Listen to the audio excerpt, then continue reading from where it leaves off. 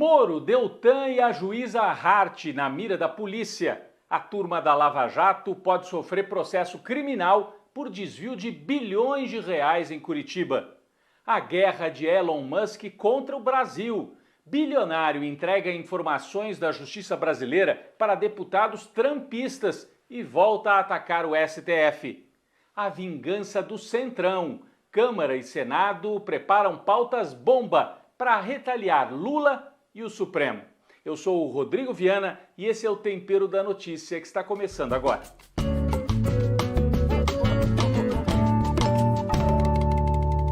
Eram mais de 2 bilhões de reais que a Lava Jato pretendia entregar para uma fundação privada ligada aos próprios procuradores ali de Curitiba.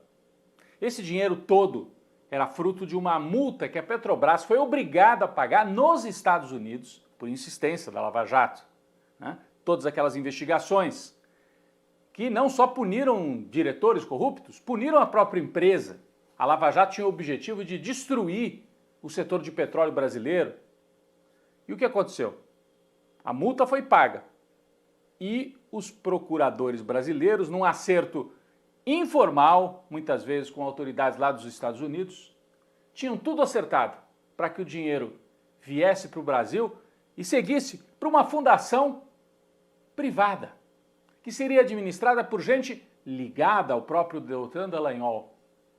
Isso tudo começou na época do Moro, em que o Moro era o juiz lá de Curitiba. Deltan procurador, Moro juiz, tudo combinado entre eles. Quando o Moro sai do cargo de juiz para virar ministro, a juíza nova, Gabriela Hart, assinou o acordo. Vocês percebem só? O procurador arma todo o esquema, multa a Petrobras e o dinheiro volta para ele mesmo, a turma dele, administrar. Não é corrupção isso? Bom, esse esquema foi desvendado em detalhes por uma investigação da Polícia Federal, que fez uma espécie de correição, lá na 13ª Vara de Curitiba. Um relatório de 78 páginas da polícia, assinado pelo delegado Ézio Vicente, descreve 5 hipóteses criminais envolvendo Gabriela Hart, Sérgio Moro, Deltan Dallagnol e alguns funcionários da Petrobras que participaram deste conluio. Está tudo aqui no relatório. Esse documento da Polícia Federal foi para a mão do Conselho Nacional de Justiça, que faz o controle interno do Judiciário.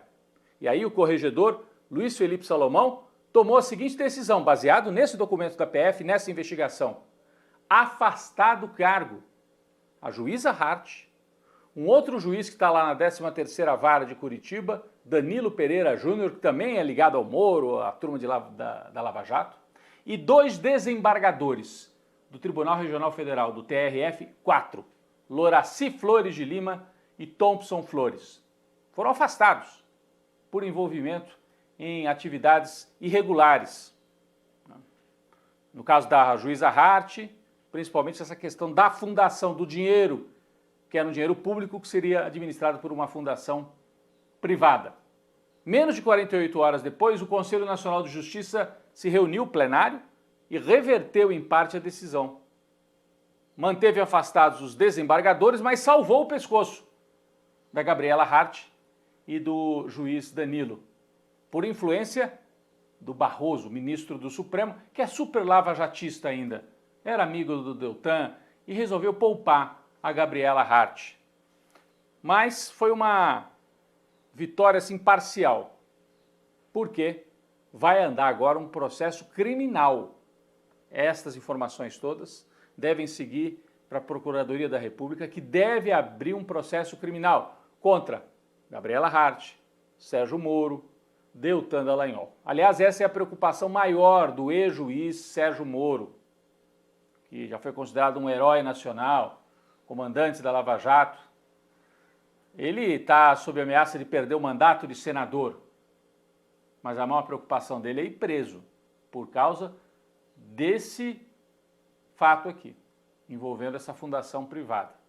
Foi por isso que ele foi pedir um encontro lá com Gilmar Mendes, abriu um canal de conversação lá no Supremo Tribunal Federal. O risco disso avançar para um processo criminal, e aí o Sérgio Moro poderia perder o mandato e ainda ir para a cadeia numa reviravolta completa, já que ele era o todo-poderoso, foi construído como um herói por parte da imprensa brasileira. Vamos acompanhar esse caso, ainda vai ter vários desdobramentos. Bom, a semana foi marcada também pelos sinais de que está em andamento no Congresso Nacional uma operação vingança. Uma operação conduzida pelo Centrão e pela extrema-direita bolsonarista para se contrapor ao STF e ao governo Lula. É uma disputa entre os três poderes da República. O Legislativo, que está mais dominado pela direita, o Executivo, que está com Lula, e o Judiciário, que está nessa fase de punir os golpistas, os bolsonaristas, e por isso sofre muita crítica da extrema-direita do partido do Bolsonaro. De que maneira que essa vingança se manifestou? O Senado quis mandar um recado para o Supremo na questão das drogas. O Supremo estava para aprovar uma interpretação legal compreendendo que há uma diferença entre o usuário de drogas leves, como maconha, e o traficante. Então o Supremo queria estabelecer um critério para que o usuário, se for pego com uma quantidade pequena para uso próprio, não fosse considerado um criminoso. Estava para acontecer isso. O Senado se adiantou e aprovou uma regra que é um retrocesso, que vai na contramão do que os países avançados estão fazendo, que considera assim, é tudo crime. Consumo, tráfico, se o sujeito for pego com um cigarro, um baseado de maconha, já é crime. Isso é para dar uma resposta para a extrema-direita que tem que botar na cadeia, né? Tem que punir. A questão é, você vai botar na cadeia e essas pessoas vão ser cooptadas pelas facções criminosas. E não é assim que se combate esse problema. Vingança também por parte da Câmara, comandada pelo Arthur Lira.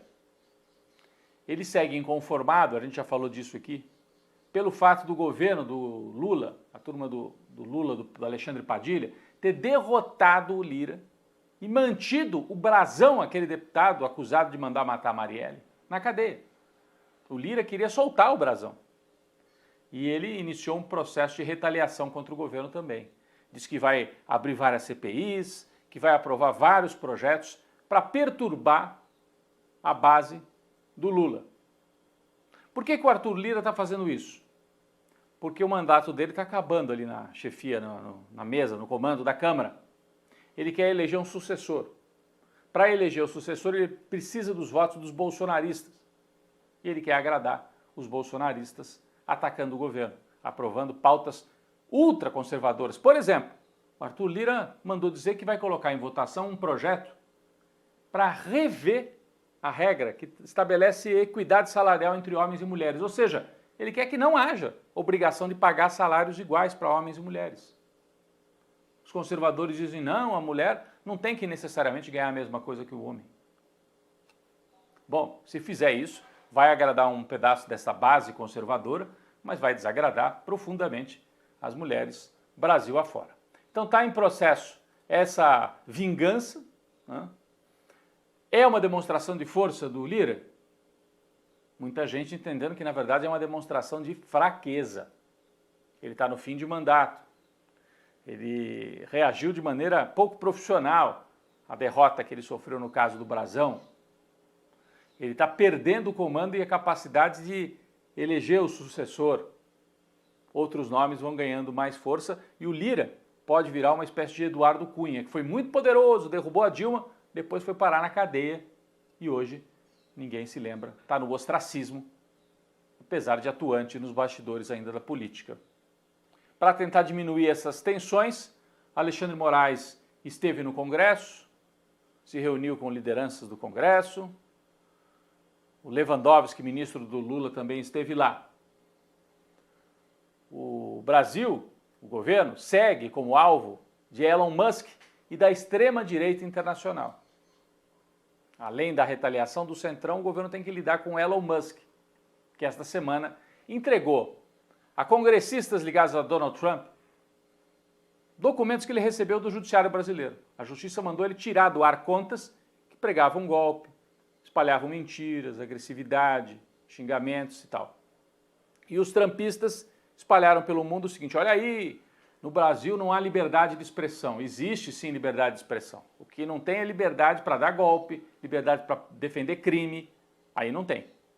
Porque aqui a lei é a lei brasileira. Mas estão fazendo barulho com essa documentação que foi divulgada por um deputado que é da extrema-direita lá nos Estados Unidos e que está numa operação política assim, para ajudar o Bolsonaro e ao mesmo tempo ajudar o Donald Trump nos Estados Unidos, já que no final desse ano acontece um embate decisivo para o mundo inteiro, especialmente para a gente aqui no Brasil. Trump e Biden. Se o Trump ganhar, o bolsonarismo fica mais forte para manter essa pressão e tentar reverter toda a situação, inclusive jurídica, em que o Bolsonaro está inelegível e está perto de ir para a cadeia. A gente percebe que o embate entre extrema-direita e os setores democráticos já não é país por país. Há uma articulação internacional. E o Brasil está no centro, está no alvo dessa extrema-direita, que precisa atacar o Lula e, ao mesmo tempo, tenta eleger o Donald Trump no final de 2024.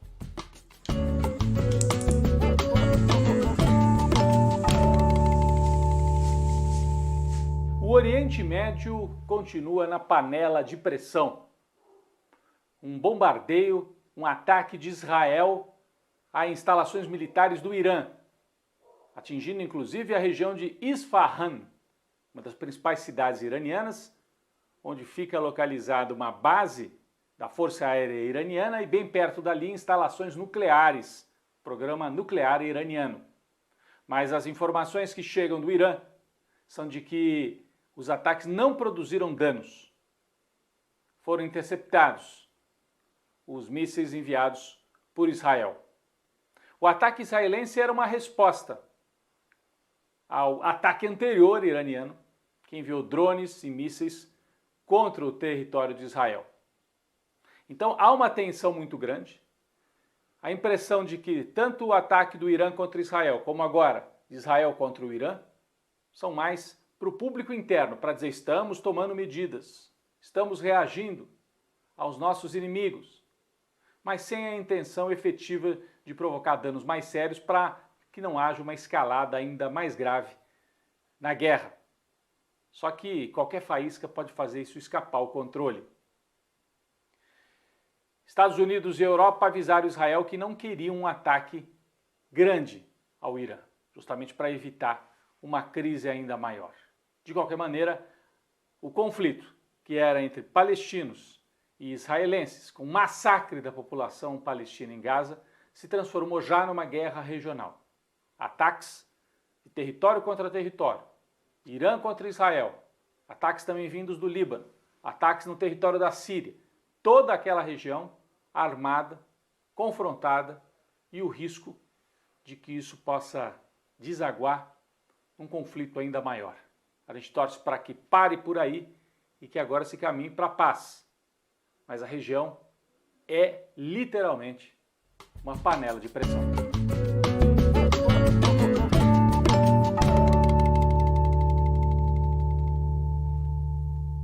Um cafezinho muito especial para as brasileiras e os brasileiros que lutam pela reforma agrária e também para as vítimas da violência no campo, em mais uma edição do Abril Vermelho. Sempre nos meses de abril, os movimentos ligados ao campo, à luta pela reforma agrária, realizam ocupações, movimentações pelo Brasil para lembrar a importância da reforma agrária.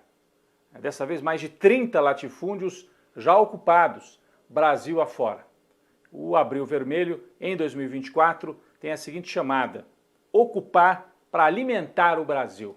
A ideia de que a reforma agrária é que é capaz de produzir alimentos saudáveis, livres dos agrotóxicos, do veneno que o agronegócio joga sobre as plantações. Então, é a reforma agrária para a justiça social, para as pessoas terem terra, e também para a saúde, para que a gente coma alimentos mais saudáveis. A gente lembra também sempre o 17 de abril, o dia em que 21 lutadores pela reforma agrária foram assassinados no Pará, em Eldorado do Carajás. É momento de lembrar as vítimas dessa luta que continua no campo e muitas vezes um massacre com apoio das polícias e de milícias armadas pelo agronegócio. Nesse mês de abril também começa o acampamento Terra Livre, organizado pelas populações indígenas em Brasília. Um fato para a gente notar.